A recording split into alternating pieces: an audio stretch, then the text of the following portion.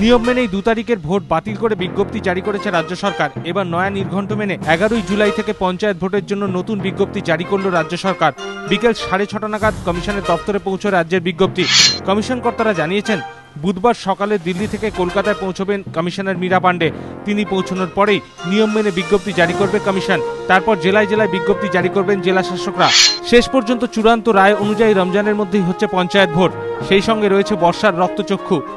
এই দুই পরিস্থিতির কথা মাথায় রেখেই পঞ্চায়েত ভোটে পা বাড়াতে চাইছে কমিশন। রমজান চলাকালীন ভোটারদের খুব একটা সমস্যা হবে না বলেই মনে করেন কমিশন কর্তারা। কিন্তু ভোট কর্মীদের যাতে সমস্যায় পড়তে না হয় সে কথা মাথায় রেখেই কমিশন কর্তারা জানাচ্ছেন, ভোট চলাকালীন কোনো ভোট কর্মীকে তার ধর্মীয় আচার পালনের জন্য যদি কিছু সময়ের জন্য কাজ থেকে অব্যাহতি দিতে হয়, সেক্ষেত্রে তার জায়গায় তৎক্ষণাৎ দায়িত্ব বুঝে নেবেন অন্য ভোট কর্মী। ফলে ভোট প্রক্রিয়া ধাক্কা খাবে না। এদিকে ভোটদানের সময়সীমা এগিয়ে আনার আর্জি নিয়ে বুধবার কমিশনের দ্বারস্থ হচ্ছে বামেরা।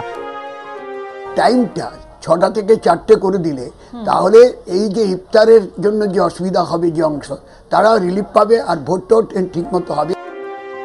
জুলাই মাসে বর্ষার সঙ্গে মোকাবিলা করার জন্য ইতিমধ্যেই জেলায় জেলায় বিশেষ নির্দেশ পাঠিয়েছে কমিশন। প্রত্যন্ত এলাকাগুলিতে প্রয়োজনে একদিন আগেই ভোটকর্মী পাঠানোর কথা বলা হয়েছে।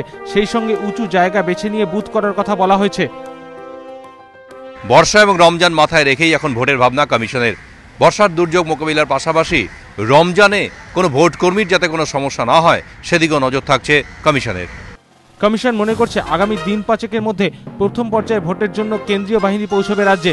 কেন্দ্রীয় বাহিনী মোতায়েন নিয়েও পরিকল্পনা শুরু করেছে কমিশন। 11 তারিখের ভোটের জন্য 9 তারিখ থেকেই জঙ্গলমহলে শুরু হতে পারে এরিয়া ডমিনেশনের কাজ। দীপক ঘোষ, এবিপি আনন্দ, কলকাতা।